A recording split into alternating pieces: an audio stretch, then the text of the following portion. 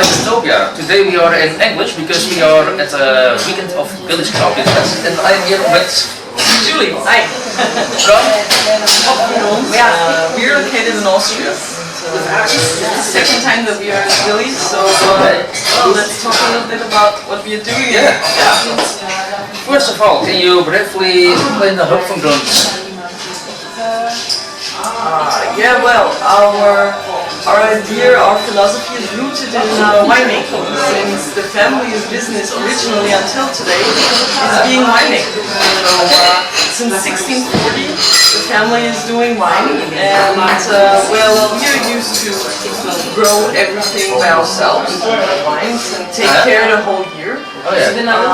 And then harvest by hand, so really high quality style. And fermented spontaneously. Right. We are only using wooden barrels, so this is actually what we transfer the whole philosophy to beer. And we are also growing our own hops. We are growing barley and wheat in a cooperation with friends, and we brew in our own brewery the beers, let it ferment spontaneously, and that's it. Yeah. I will talk about your philosophy and approach. You say hoofdgrond is about lessons. Yeah. Rather than perfection. What does that mean in practice? So actually it means like we would like to have beers which are clear, they should express themselves, so you open something, you open a bottle, you smell and you directly know, wow, this is a certain grape variety, a certain fruit aromatic. We want to have the pure expression of the beer. We don't want to cover something up with wooden taste or really intense herbs or aromatics, which is indeed interesting to taste, but since we grow everything by ourselves, we also want to have this in the glass. We want you to taste the pure beer, the pure fruit. And this is, that's not so easy. That means we are working a lot really detailed and precise technically in the cellar in the laboratory to make sure that everything is like really working well. But this is our point. A lot of people thinking that wild ales, it's just spontaneously fermented and they age in the barrels, and but the point is, beers like this, they need much more attention than other kind of beers, because you have to check everything all the time. You need to be very present in the brewery, taste a lot, and learn about how the beer is developing, and what will be beer in maybe 1 year, 2 or 3 years, because this is the time when in between age years. So it's a metamorphosis, and this is actually the magic what's happening to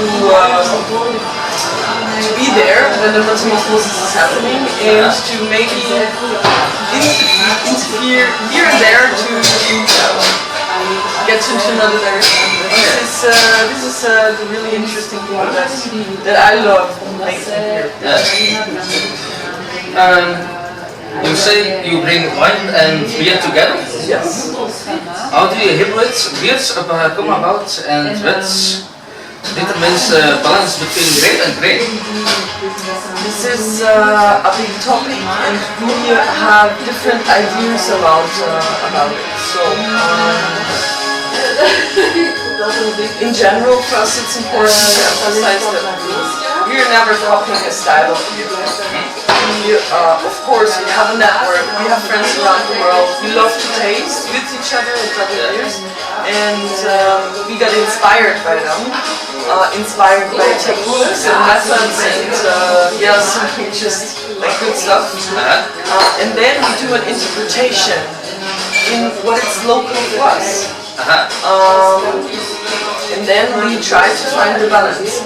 And of course, since we are winemakers, family-wise, we are thinking maybe in a little bit different way than other brewers, but this is the twist that we want to show. So mainly we work, most important step number one, we grow the ingredients. We grow the raw materials, so this is like really super high-end quality. It's organic certified, provided at the farm. So for us this is the key fact, because then you know the quality is really high. The second point is brewing. Yes, okay, we brew by ourselves. We have a 500 liter brewery, 3 components, and then we transfer the mesh to our aging cellar, which is only for beer. In there we have wine barrels. Now I'm getting to your question. Now we go with wine. Yes. So then we ferment and age inside wine barrels. And this is really like a topic for me from the heart. It's our own wine barrels. This is a really important fact for us, because often brewers or blenders, they just have the possibility to buy in a catalog their barrels, because where to get them from.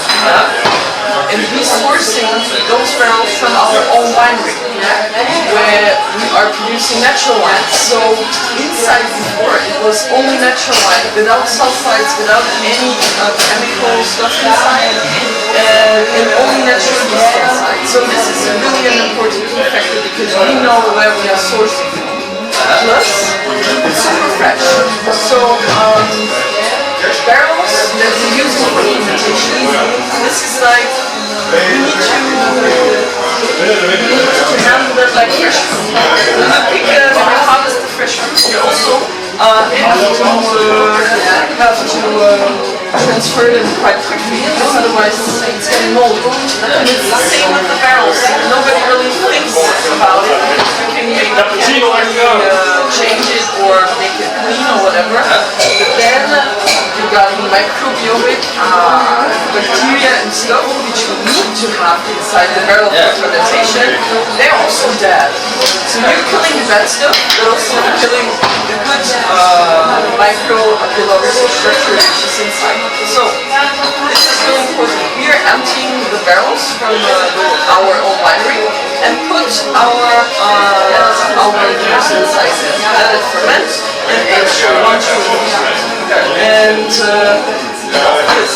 inside the wood, inside also our cellar, it's the yeast from our wines that was inside before. So this is actually a twist that we always would like to show up, that it's really an interesting thing. I have so this is what we always do. And then the next step is we have the fruit. So of course we have now during harvest we have different grape varieties, but also the pomace.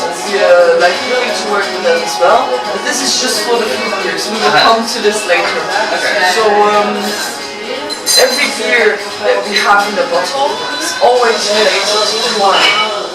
And even when you don't think so, for example, the Hoppy Zero, our new alcohol-free beer, we add dry skin of certain grape varieties, which has a nice tannin structure and is really close aromatic-wise to hops.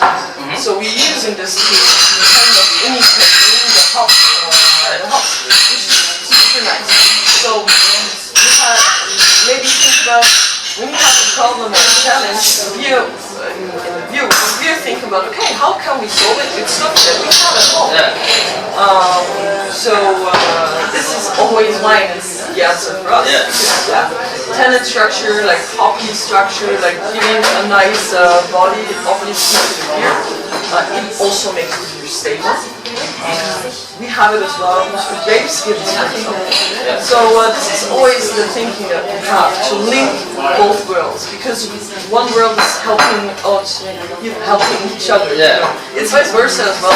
So the beer is also helping us with the wine, but this is another thing. We have it there about craft and fermentation. And now I have a question about your origin and identity. Yes. What does from field to glass mean to you, and how do you choose your ingredients? Okay. So our identity, the roots that we have, basically is everything to us. Because of course we travel a lot. As I said, we got a lot of inspiration from around the world, but it doesn't make for us sense to buy ingredients from all over the world. Yeah. I mean, don't misunderstand me, I love to drink the beer privately with American or New Zealand hops, like I just love them. But for us the key point is that we show our terroir, our soil, our identity in the glass. Yeah. And our identity I cannot create through hops from, you know, or from another part of the world. So this is maybe also very driven from the wine world again. So you will realize a lot of points in my mind are coming from the wine world, because terroir is the wording that we can have as winemaker to express one thing, not even the village, but the single vineyard that we grow a certain grape variety from. So this is actually what we like to transfer. Plus, I mean, we're super lucky. We're from Austria, and Austria is a small country, yes. We are from Lower Austria, directly next to the Danube River. So we have very fertile soils. We have diversity naturally. Because from historical reason in our area we had a lot of fruits, like pear, like cherries, like apricots, a very special, distinctive sort of, and of course all the grape varieties that we anyways know. So this is what we want to work with, really, and really show, like, there's so much good beer outside in this world, and there's so much good brewers, and they also, I mean, I love to have some stuff from New Zealand and just drink their hops, but it's their hops and it's local over there. So that's the point which we would really love to show. And this is, I mean, this is our identity. Like, again, we don't want to copy, and this is what makes us unique, I guess, to really source resources from our area. So you see the bottles, always the flag of Austria at the moment, because it's not about yours also. Because it's not only about that we are Austrians or we are located in Austria, but it should be always very transparent that the ingredients inside are 100% sourced from Austria.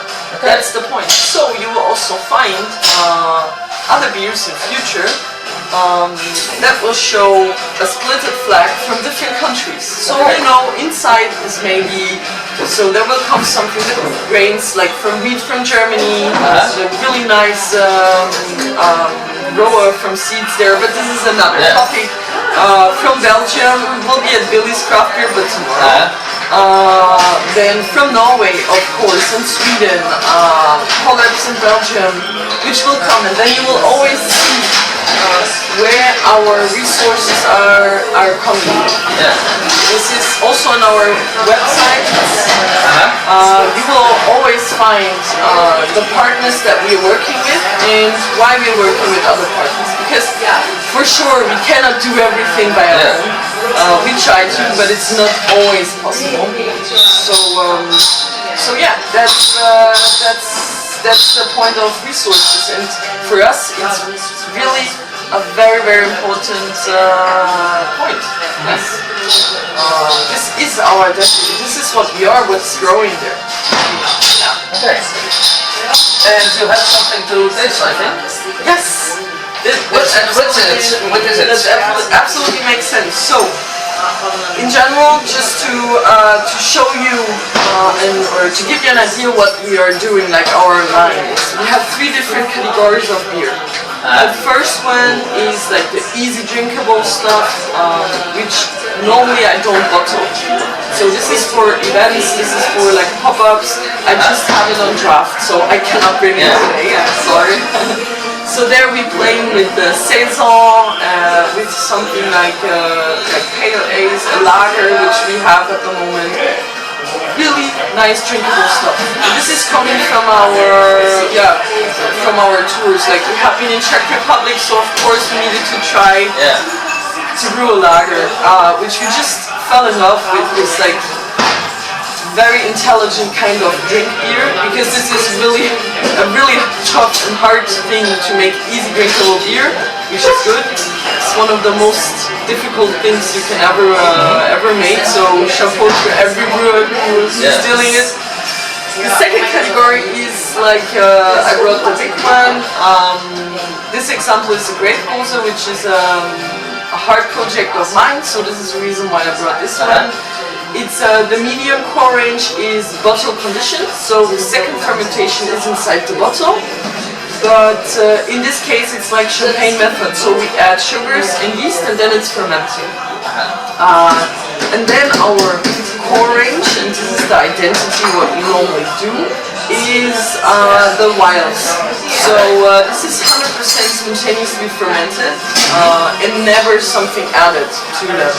So in this case it's turbot mashed, then we use the cool ship. It's not so beautiful than the colleagues of Belgium, but we still try to have some. It's the same idea, and then we transfer them to the barrels. It's spontaneously fermented, aged 1, 2 and 3 years. Then we do the blends and add, we have one which is pure. In this case it's 2 fruits. So we have Landbier, which is old red pear variety from Austria, with a nice tannin structure and a lot of acidity. It's pears that you cannot eat. They're not sweet. It's just for beverage, okay? And here it's Muscat, which is a grape. So I think we should. It's a grape ale, yes. And I think we should open this one because it represents the best of what we are, like the winemakers and the beer world, and we just really love to connect those two. So let's open the Muscat.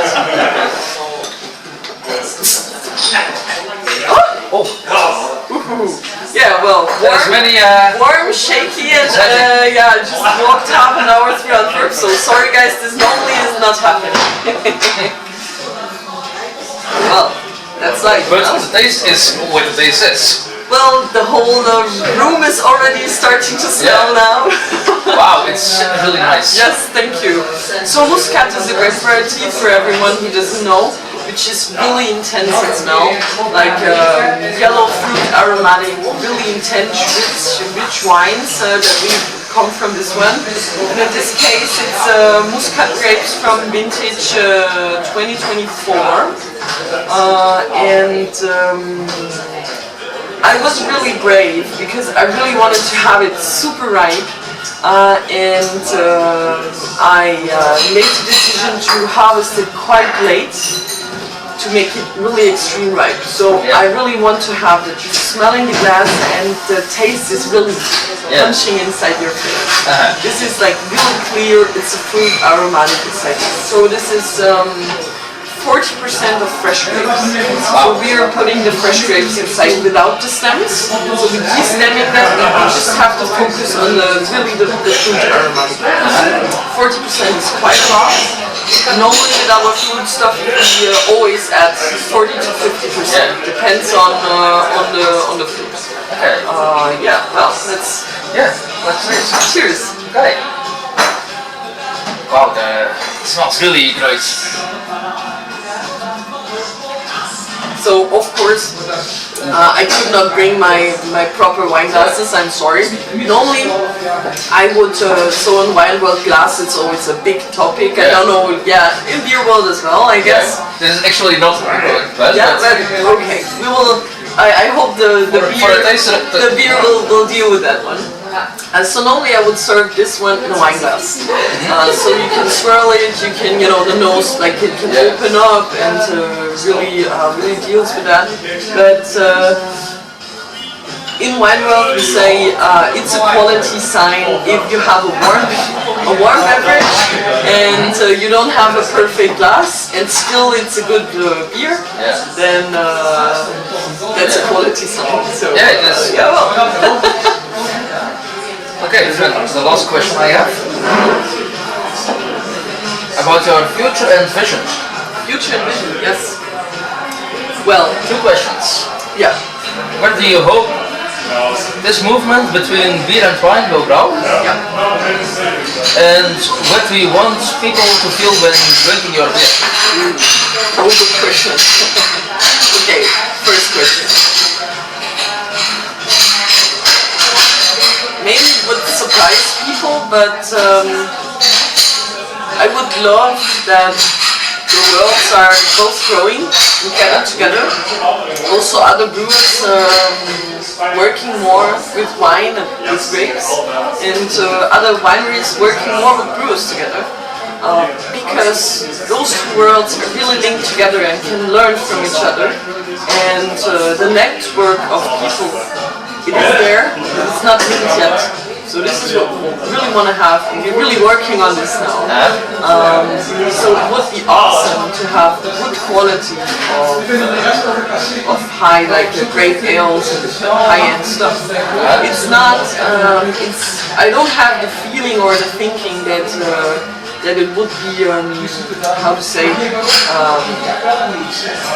that it's a conference or something. Because we are anyway, in the craft beer scene and with the wild ales in specific, we are in a niche.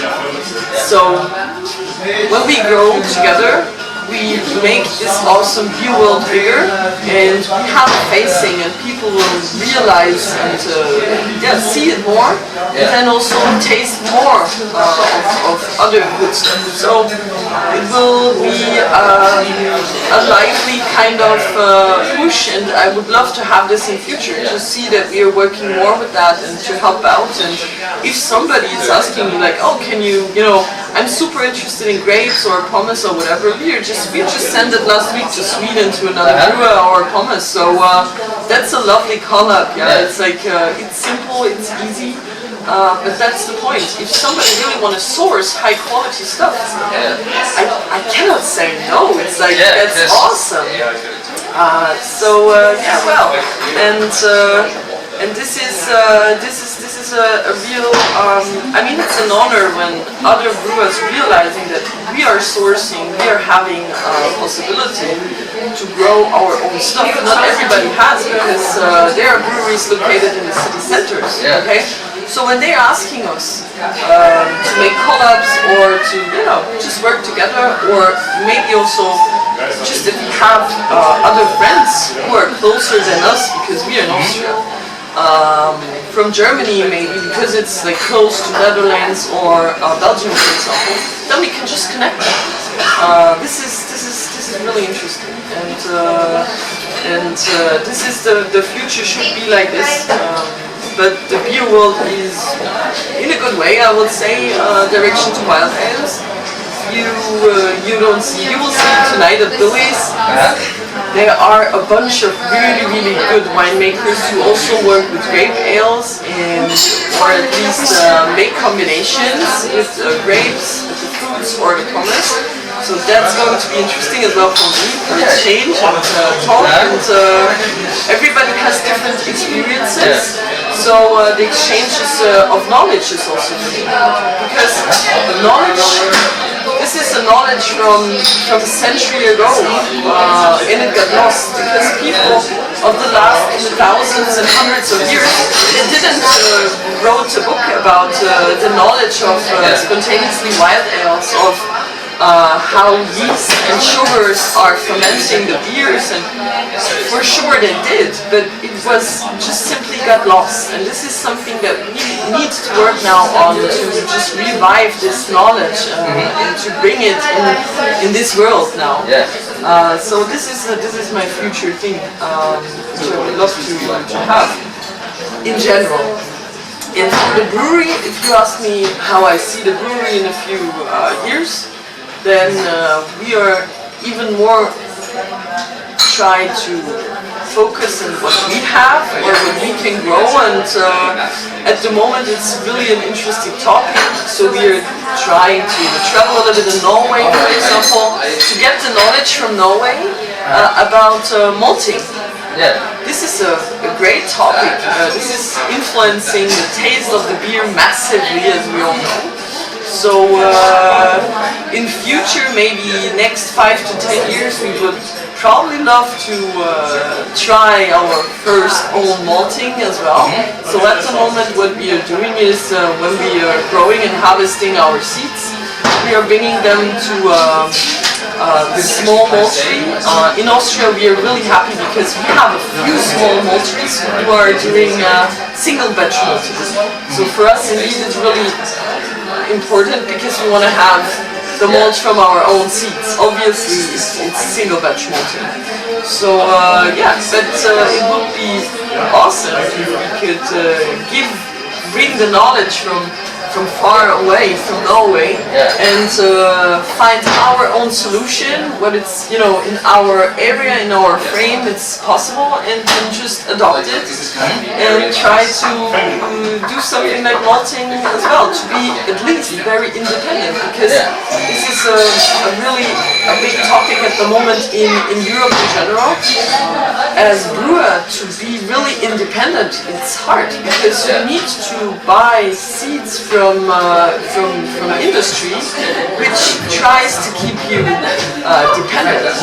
So we are really fighting for this topic. So this would be another video. Maybe next year. It's a great topic. So that's for future. And what was your last question then now? How do you see Austria? Yes.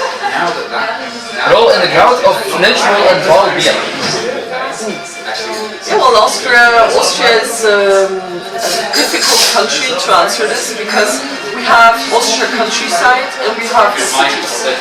So now, this year, we got really a push in Vienna, for example. So we have quite good beer bars, and also, like it's a little bit in Belgium, in Antwerpen, Brussels, that we have a combination of natural wine and craft beer. This is our world. And people are coming from abroad and bringing, again, this knowledge to Vienna. So we have some really good little bars and doing a great jobs, making a combination. And they are like making these two topics big at the moment. Like, not as it's simple, it's honest, it's the best thing ever, but it's you know, if you want to drink alcohol, and this is a big topic at the moment, then you want to not be drunk. You want to drink a story, you want to drink an emotion. And this is what we need the people to understand. Alcohol is not a drug, it's a story, it's history,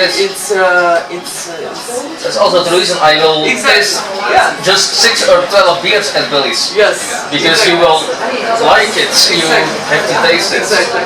So Austria is slowly understanding it, but in general Austria is a big country about working organic and also organic food.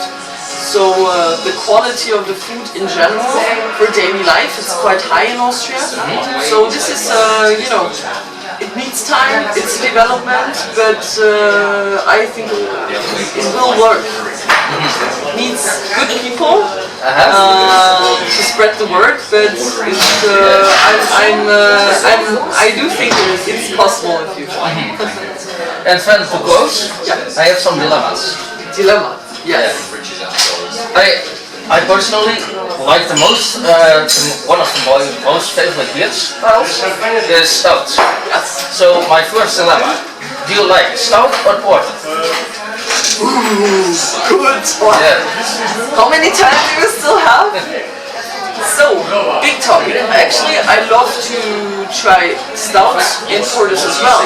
But what are we talking about? To be talking about American stouts, which are like really heavy in alcohol and ABV, and often like with vanilla, cacao, marshmallow, whatever, really rich, intense, sweet flavors. Or do we go back to the roots, which is more porter, And now and it's also more, again, beer, which we coming back to the roots. So if you ask me personally, it's porter, because it's lower ABV, it's nice drinkability, it's acidity, and it's a really well structured but yet balanced beverage.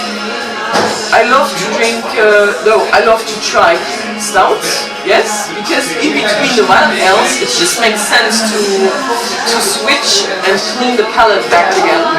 So in our beer group, we are tasting vice versa. We have both always.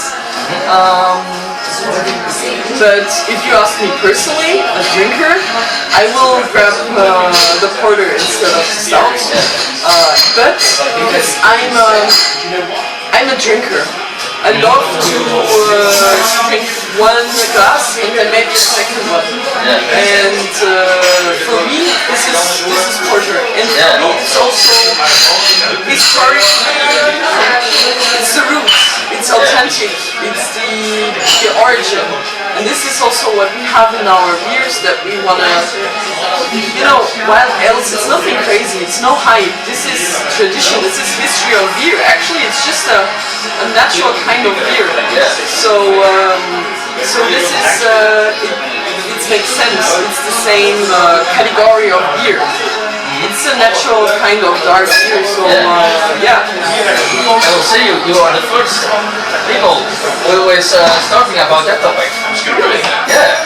For me it's obvious. It's like, it's super clear. It's, but it's really on my bucket list to be in UK, and so let's see what's going to happen next year. Take a little road tour to the really, not the high city centers, but the rural area to learn about their knowledge over there. It's all about knowledge, it's all about the network, and it's all about exchanging. And this is, in the beer world, the most funniest part, like to travel, to get to know awesome people, and to drink and exchange beverages. That's what I love to do. Okay, the next one. Do you like more beer or wine? Okay, I get you a question back, okay? When you're at a beer festival, you tried awesome beers, like 5-6 hours. What is the beverage that you need to drink afterwards? I know it well. It's wine. When you're in a wine festival, what do you want to drink afterwards? It's not beer. No. It's not wine.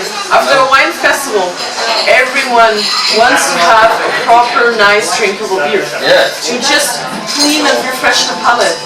And this is something that the people are forgetting at the moment.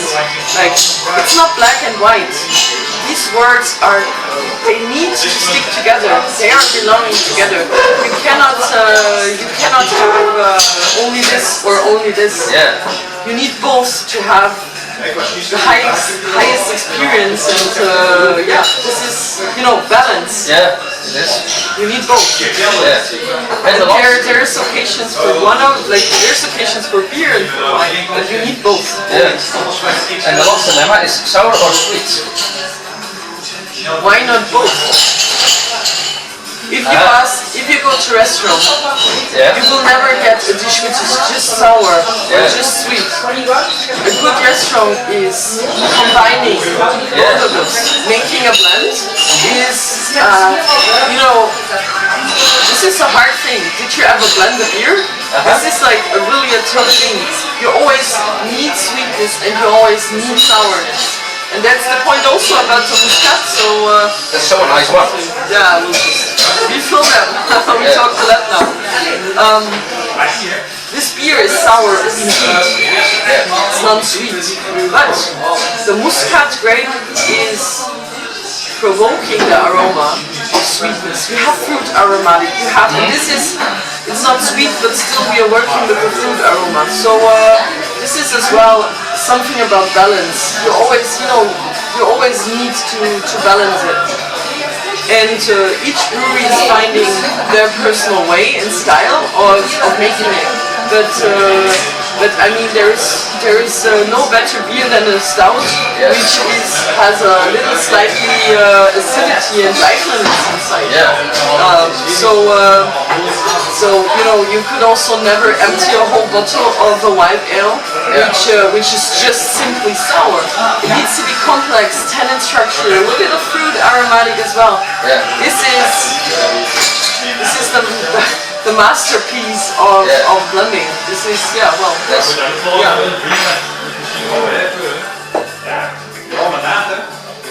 It's so a nice one. Thank you. Where in Belgium or the Netherlands can you be it? Because the most of people here are from the Netherlands or Belgium. Okay, so we are quite new, but step per step we are finding partners. So in Netherlands at the moment you can find us at Biertopia18, and in Belgium you can find us at Billie. Okay. So So people, you know where you have to be. And if you, of course, we cannot have every beer imported or exported, because there are several beers which we find really interesting for blending, but the raw materials, since we grow everything by ourselves, is limited. We don't can just simply buy as much as we want. So we do have a kind of, we call it membership. So twice a year we release super rare beers, so it can be limited parcels of like 20 bottles, because we just have 25 bottles, 5 we will keep for us, and this is something which we just can register online at our, you need to write me, or indeed we meet each other as like festivals, for example, and we connect. And then you have the possibility to get access to these ultra limited kind of editions of our beer, which is super interesting. So that's also a possibility. Because we send to Belgium and Netherlands for special stuff like this. Okay, Julie, I will say you thank you so much to have time for me. And Biertopia, we see you next time. Enjoy Billie's. Bye guys. I will. Bye. Enjoy Billie's.